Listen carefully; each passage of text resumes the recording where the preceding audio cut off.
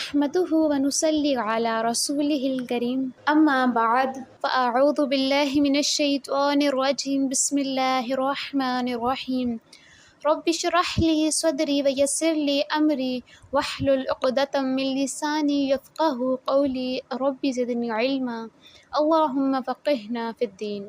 السلام علیکم ورحمۃ اللہ وبرکاتہ۔ امید کرتی ہوں کہ آپ سب ایمان صحت و تقوی کی بہترین حالتوں میں ہوں گی۔ اللہ سبحانہ و تعالی آپ کی طرف بڑھنے والے ہر شر کو خیر میں بدل دے اور آپ کے پیاروں کو اپنی امان میں رکھے، آمین۔ آج تفسیر سیریز کا ہمارا لیسن نمبر 107 ہے، جو انشاءاللہ آیت نمبر 26 سے سٹارٹ ہوگا۔ آج کے لیسن میں ہم بہت ہی امپورٹنٹ ٹاپکس کو کور کریں گے، جن میں سب سے پہلے تو ایک بہت ہی خوبصورت دعا آ رہی ہے، اور پھر اللہ تعالیٰ کی قدرت کے چند نظاروں کی طرف انسان کی توجہ دلانے کے بعد پھر آیت نمبر 28 میں انسان کو بتا دیا گیا کہ اسے دوستوں کا انتخاب بہت ہی سوچ سمجھ کر کرنا ہے، اور کن کو دوست بنانا ہے یہ بھی واضح کر دیا۔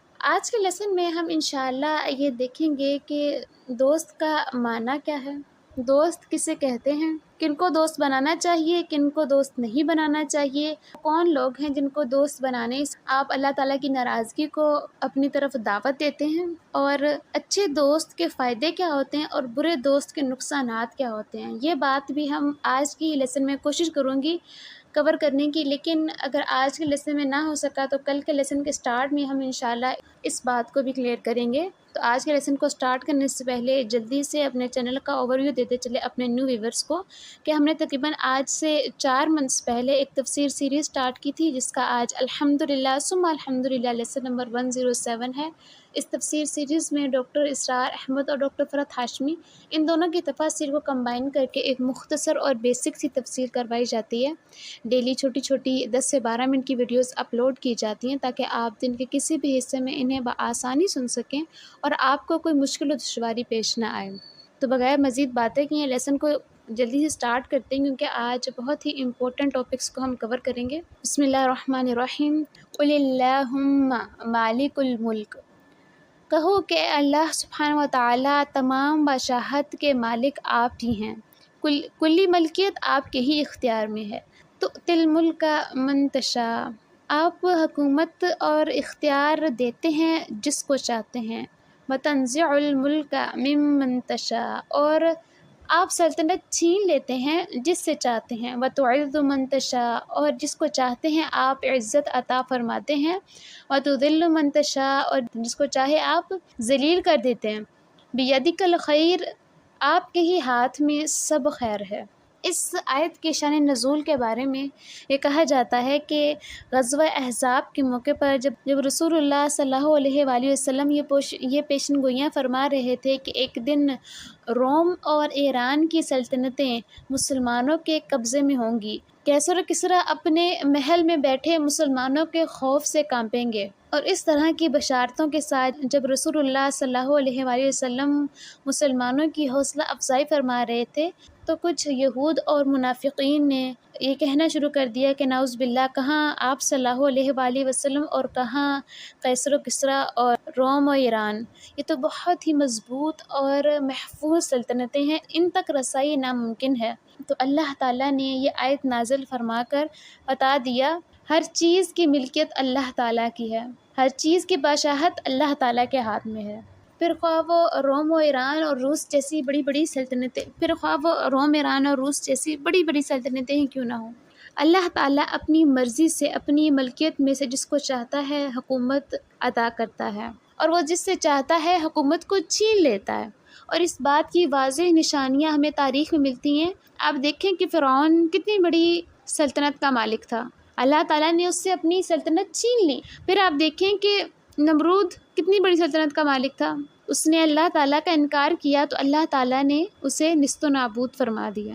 وَتُعِزُّ مَن تَشَاءُ وَتُذِلُّ مَن تَشَاءُ، وہ جس کو چاہتا ہے عزت عطا فرما دیتا ہے۔ حضرت یوسف علیہ السلام بے شک ایک پیغمبر کے بیٹے تھے، لیکن یوسف علیہ السلام کو اٹھا کر کنویں میں ڈال دیا گیا، کنویں سے پھر انہیں مصر کے بازار میں بیچا گیا، مصر کے بازار سے پھر وہ زندان میں ڈالے گئے، اور اللہ تعالیٰ نے زندان سے نکال کر انہیں عزیز مصر بنا دیا۔ تو کہاں اللہ تعالیٰ نے کنعان سے حضرت یوسف علیہ السلام کو اٹھایا اور مصر کی سلطنت پر بٹھا دیا۔ اسی طرح کی ہمیں بہت سی اور بھی مثالیں ملتی ہیں۔ آپ داؤد علیہ السلام کو دیکھیں کہ داؤد علیہ السلام بے شک پیغمبر تھے، لیکن ایک عام سا پیشہ کرتے تھے، اللہ تعالیٰ نے انہیں ایک پوری ملکیت عطا فرما دی۔ اسی طرح کے واقعات سے ہماری تاریخ بھری پڑی ہے۔ بیدک الخیر، آپ کے ہی ہاتھ میں سب خیر ہے۔ آیت کے اس حصے کے دو معنی بنتے ہیں، ایک تو یہ کہ ہر خیر و خوبی آپ کے ہاتھ میں ہے، اور دوسری یہ کہ آپ کے ہاتھ میں خیر ہی خیر ہے۔ بسا اوقات انسان جسے اپنے لیے شر سمجھ بیٹھتا ہے وہ بھی اس کے لیے خیر ہی ہوتا ہے۔ سورہ البقرہ کی آیت نمبر 212 میں ہم یہ پڑھ چکے ہیں، وَعَسَىٰ أَن تَكْرَهُوا شَيْئًا وَهُوَ خَيْرٌ لَكُمْ وَعَسَىٰ أَن تُحِبُّوا شَيْئًا وَهُوَ شَرٌّ لَكُمْ، اور ہو سکتا ہے کہ تم کسی چیز کو ناپسند کرو حالانکہ وہی تمہارے لیے بہتر ہو، اور یہ بھی ہو سکتا ہے کہ تم کسی چیز کو پسند کرو جبکہ وہ تمہارے لیے بری ہو۔ تو اللہ تعالیٰ ہم سے بہتر جانتے ہیں، آپ اللہ تعالیٰ کی پلاننگز کو نہیں سمجھ سکتے، تو اس لیے آپ کی زندگی میں اللہ تعالیٰ کی طرف سے جو بھی فیصلے ہو رہے ہیں ان کو الحمدللہ کہہ کر قبول کرتے چلے جائیں۔ اللہ تعالیٰ ایک روز آپ کو بلندیوں تک پہنچا دیں گے۔ انک علی کل شیء قدیر، لیکن اللہ تعالیٰ تو ہر چیز پر قادر ہے، وہ حکومتیں عطا کرنے پر بھی قادر ہے اور سلطنتیں چھین لینے پر بھی قادر ہے، وہ عزتیں دینے پر بھی قادر ہے اور ذلیل و رسوا کرنے پر بھی قادر ہے۔ آپ دیکھیں کہ یہود پر اللہ تبارک و تعالیٰ کے کتنے انعامات ہوئے، ان کو اللہ تعالیٰ نے کتنی عزت سے نوازا، لیکن جب انہوں نے اللہ تعالیٰ کی حدود کو پامال کیا تو اللہ تعالیٰ نے انہیں نیست و نابود فرما دیا، ذلیل و رسوا کر کے چھوڑ۔ اور اب اگلی آیت میں اللہ تعالیٰ کی قدرت کی طرف انسان کو متوجہ کیا جا رہا ہے، تُؤْلِجُ اللَّيْلَ فِي النَّهَارِ، تو رات کو داخل کرتا ہے دن میں، وَتُؤْلِجُ النَّهَارَ فِي اللَّيْلِ، اور پھر دن کو نکال لاتا ہے رات میں سے، وَتُخْرِجُ الْحَيَّ مِنَ الْمَيِّتِ، آپ زندہ کو نکالتے ہیں مردہ سے، وَتُخْرِجُ الْمَيِّتَ مِنَ الْحَيِّ، اور آپ نکالتے ہیں مردہ کو زندہ سے۔ اللہ تعالیٰ کے نظام قدرت کی طرف اگر آپ توجہ کریں تو آپ کو معلوم ہوگا کہ خود بخود دن میں سے رات اور رات میں سے دن اپنے وقت مقرر پر نکلتا ہے، سورج اپنے وقت پر نکلتا ہے اور اپنے وقت پر ہی غروب ہوتا ہے، اس طرح چاند بھی اپنے وقت پر نکلتا ہے، اپنے وقت پر گھٹتا ہے، اپنے وقت پر بڑھتا ہے اور پھر خود بخود ختم ہو جاتا ہے۔ تو یہ اللہ تعالیٰ کے نظام ہے جس میں انسان کے لیے کھلی نشانیاں ہیں، اور قرآن کے مطابق یہ کھلی نشانیاں صرف اولو الالباب کو ہی نظر آتی ہیں، عقل والوں کو نظر آتی ہیں۔ جو لوگ انہیں دیکھ کر اگنور کر دیتے ہیں تو ان کا دیکھنا نہ دیکھنا برابر ہے۔ وہ لوگ اللہ تعالیٰ کی نظر میں صم بکم عمیٌ ہیں، جن کا دیکھنا نہ دیکھنا برابر ہے، جن کا سننا نہ سننا برابر ہے، جن کا بولنا نہ بولنا برابر ہے۔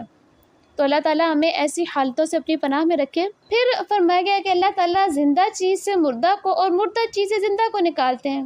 اس کی بہترین مثال آپ مرغی اور اس کے انڈے سے لیں کہ مرغی جاندار ہے اور انڈا بے جان ہے، لیکن اسی انڈے سے زندہ چوزا نکلتا ہے اور پھر وہ مرغی بنتا ہے اور پھر مرغی سے دوبارہ انڈا۔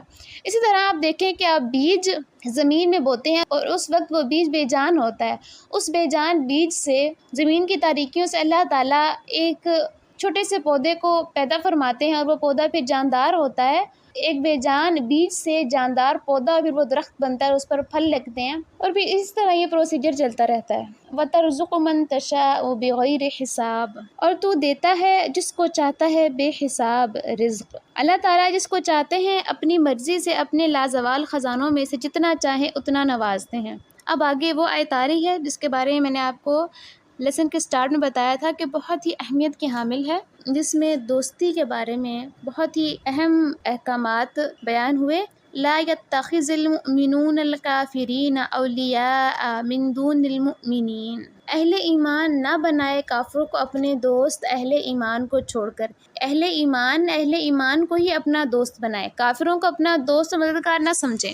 یار و مددگار عربی زبان کے لفظ ولی کا ترجمہ ہے، اور ولی بنانے کو موالات بھی کہا جاتا ہے۔ اس سے مراد ایسی دوستی اور قلبی محبت کا رشتہ ہے جس کے نتیجے میں دو آدمیوں کا مقصد زندگی اور ان کا نفع نقصان ایک ہو جائے، اور اس قسم کا تعلق مسلمان کا صرف مسلمان سے ہی ہو سکتا ہے، کسی غیر مسلم سے ایسا تعلق رکھنا سخت گناہ کی بات ہے، اور اس آیت میں ایسے طرز عمل سے سختی سے منع کیا گیا۔ اور صرف اسی آیت میں نہیں، یہی حکم ہمیں سورہ النساء آیت نمبر 4 اور آیت نمبر 139 میں ملتا ہے، سورہ المائدہ کی آیت نمبر 51 اور آیت نمبر 5 میں ملتا ہے، سورہ التوبہ کی آیت نمبر 9 اور آیت نمبر 23 میں ملتا ہے، سورہ المجادلہ کی آیت نمبر 22 اور 28 میں، اور سورہ الممتحنہ کی آیت نمبر 1 اور آیت نمبر 20 میں بھی یہی حکم دیا گیا۔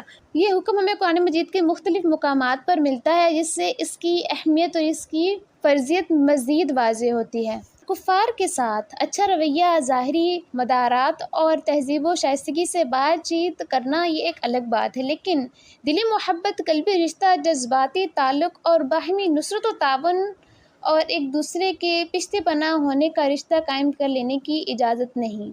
کفار کے ساتھ اس طرح کے تعلقات اللہ تعالیٰ کو ہرگز پسند نہیں۔ وَمَن يَفْعَلْ ذَلِكَ فَلَيْسَ مِنَ اللَّهِ مِنْ شَيْءٍ، اور جو کوئی بھی یہ حرکت کرے گا تو اللہ تعالیٰ کے ساتھ اس کا کوئی تعلق نہیں رہے گا۔ اگر اللہ کے دشمنوں کے ساتھ تمہاری دوستی ہے تو ظاہر ہے کہ پھر اللہ تعالیٰ کے ساتھ تمہارا کوئی تعلق و رشتہ نہیں رہے گا۔